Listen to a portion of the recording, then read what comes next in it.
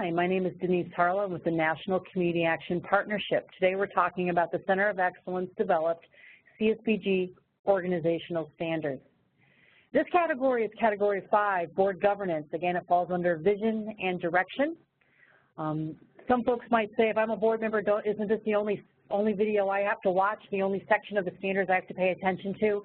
And if you've watched the other videos, you know that's not the case. There are many components of the entire set of 58 standards that you as a board member need to pay attention to. This section, Category 5, really does get to some specific things around how the board is structured and in some ways how the board operates. So let's start off here with Category 5.1.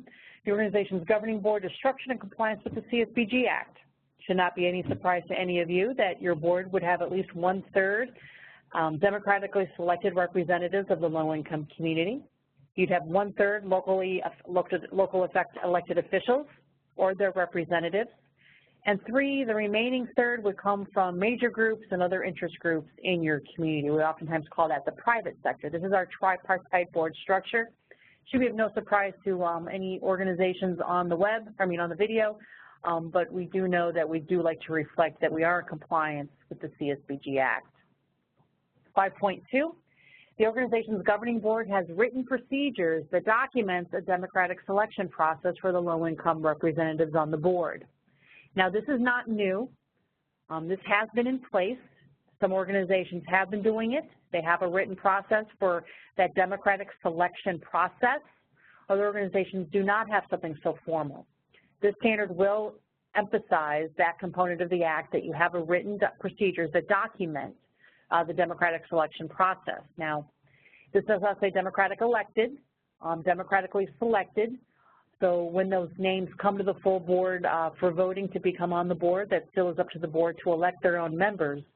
But here we talk about how organizations select those low-income representatives, and you need to have that documented in your policy manual. Some folks will do that in their bylaws. Other folks might have other procedures or policy manuals where that might be outlined. 5.3, speaking of the bylaws, the organization's bylaws have been reviewed by an attorney within the past 5 years. We do understand if you have not had your bylaws reviewed by a lawyer in the past, this is going to be somewhat new. You as a board may want to think about monetarily where do you put this into your budget. Certainly meeting org standards from our perspective is a CSBG allowable expense, but again, you're going to need to talk to your state office, as well as I know many of you you use your CSBG resources for many other things in your organization. Nothing says here, though, that you have to pay an attorney to review the bylaws. You as a board might have relationships in the community where you could access a pro bono attorney. Maybe there's a way to do that. Some of you may have attorneys on your board who might be willing to do that review, but oftentimes a board member who is a lawyer may not want to do the final sign-off, but you could use that board member who's an attorney to do the review 99% of the way there and then send it out for review.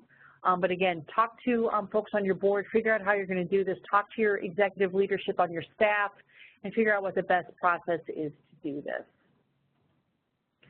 5.4, the organization documents that each board member has received a copy of those bylaws every 2 years.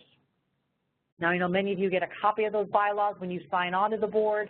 It's part of your orientation manual, for instance, or a board binder, but oftentimes they can get misplaced, discarded. Oftentimes the nominations committee knows where the bylaws are because they're looking at them whenever they have to find new board members.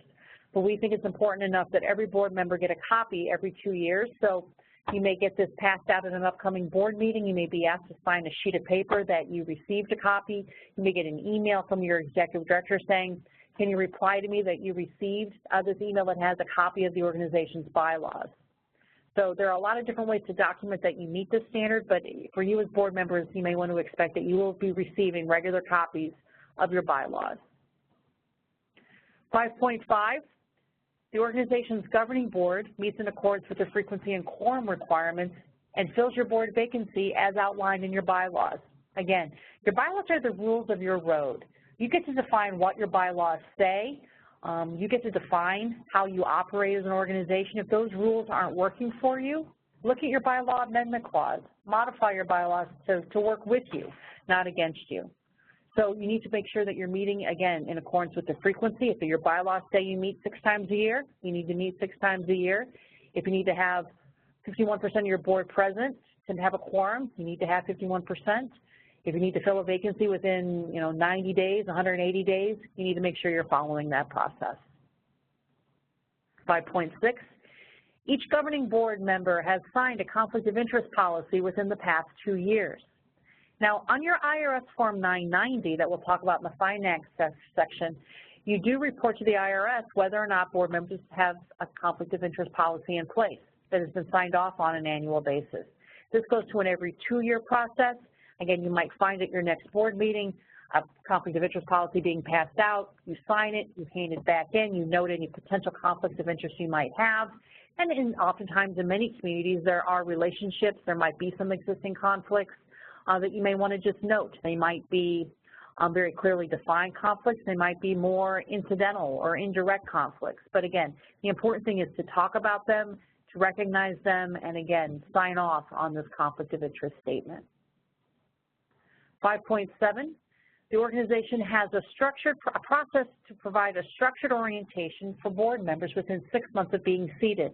And I'm sure the vast majority of you did have a board orientation when you came on board. This basically says your CAP agency needs to have a process for some level of a structured orientation. That might mean a formal agenda, a formal board book. It might be a video series such as this one that board members need to watch and then sign off perhaps that they went through the orientation process, or somehow the executive director is noting that our board orientation was offered on such and such a date for new board members. A lot of different ways to do this, and I guess the vast majority of you have some level of structured orientation, so hopefully this one will not be a big stretch for you as an organization. 5.8, the governing board has been provided training on their duties and responsibilities within the last 2 years. Certainly getting training is an important element of ongoing adult learning. We think it's important that board members get refreshed about your roles and responsibilities. There are a lot of different ways to do this. This does not mean you have to bring in a high-priced trainer on site. It can mean watching a series of videos perhaps. It can be done during a board meeting. It could be done on your own time.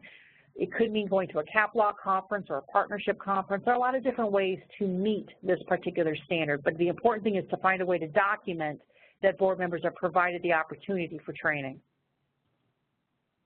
5.9, that the governing board receives programmatic reports at every board meeting. My guess is most of you get programmatic reports.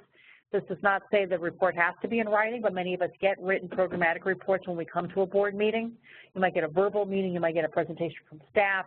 1 month you might have the Head Start director come in, the next month it could be the weatherization director, the next month it could be your microloan program director coming in to give a presentation. A lot of different ways to do this. But the important thing is that every month, at least at every board meeting, you're talking on some level about the programmatic aspects of your organization. We'll talk about finance reports and things like that to the board in the finance section.